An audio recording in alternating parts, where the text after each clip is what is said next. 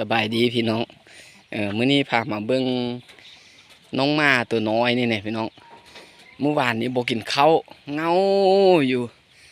เออแล้วได้เอายาให้กินพี่น้องเพิ่นไข้นี่แล้วมื้อนี้ตื่นเช้าขึ้นมาหาวขื่นมาแล้วพี่น้องเพิ่นไข้พี่น้องแกไข้เนาะได้หูคือว่าบ่อยากกินข้าวน่ะพี่น้องเอาข้าวกินก็เซ้ยนอนเงาอยู่นอนเงาอยู่เนี่ยมื้อนี้ยอกแล้วพี่น้องแล้วก็เอายาให้กินเนาะเขาพระเจ้าเอายาปลาเดพี่น้องแล้วก็ยาปวดลำไส้เนาะยาปวดลำไส้แล้วก็เอาM100ใส่พี่น้อง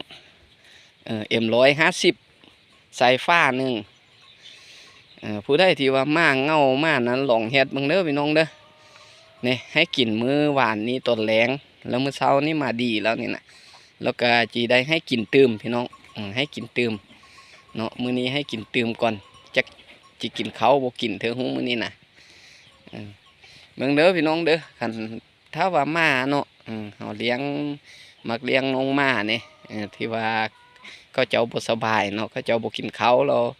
เฮาก็ฮีบเอายาให้กินพี่น้องมียาปลายาซุปติลิดเด้อพี่น้องเด้อซุปติลิดอันนั้นปัวลำไส้มันเป็นซองนะเนาะเอาปุ่นใส่กันแล้วก็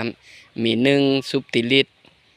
ซองหนึ่งเนาะแล้วก็อัมปี้ยาต้านเชื้อหันเม็ดหนึ่งพี่น้อง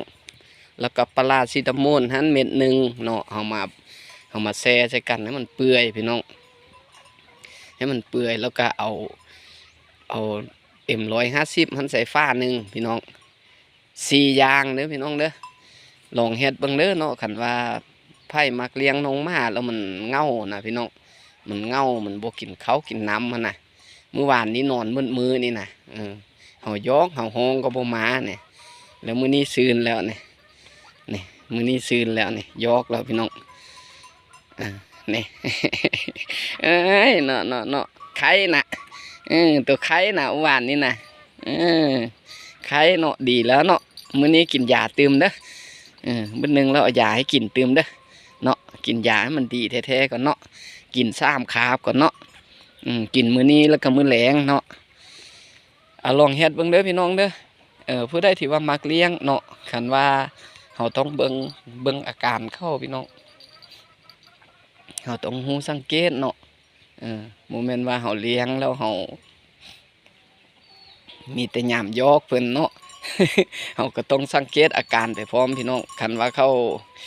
อาการบ่ปกติแล้วเฮาก็หิมเฮ็ดให้กินเนาะส่วนลายม้านี่ก็แม่นไข้หัดแหละพี่น้องไข้หัดสัตว์นั่นน่ะเนาะหรือว่าลำไส้พี่น้องเพราะว่าเขากินกระดูกกินหยังเนี่ยเนาะ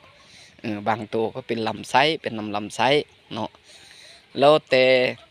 ยาที่ว่าข้าพเจ้าว่าผสมให้กินนั่นน่ะพี่น้องมันดีแล้วพี่น้องเนาะมีลำไส้กับแกอยู่หันแล้วก็แกไข้แกหัดกับ